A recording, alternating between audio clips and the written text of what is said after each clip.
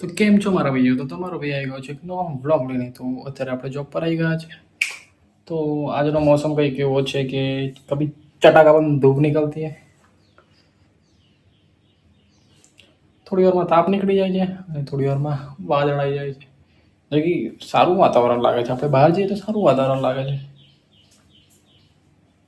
વરસાદ બી જરૂરી છે અને તાપ બી જરૂરી છે, જે કે તમને ખબર જ હશે.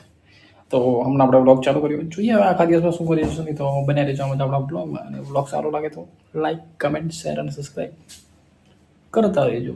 તો અમને બી થોડું મોટિવેટ મળે, હે સારા સારા બ્લોગ બનાવીએ. હા, તો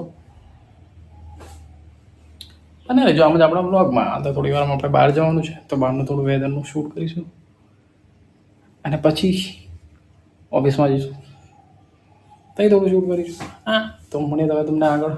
તો બને રહેજો આમ જ આપણા બ્લોગમાં.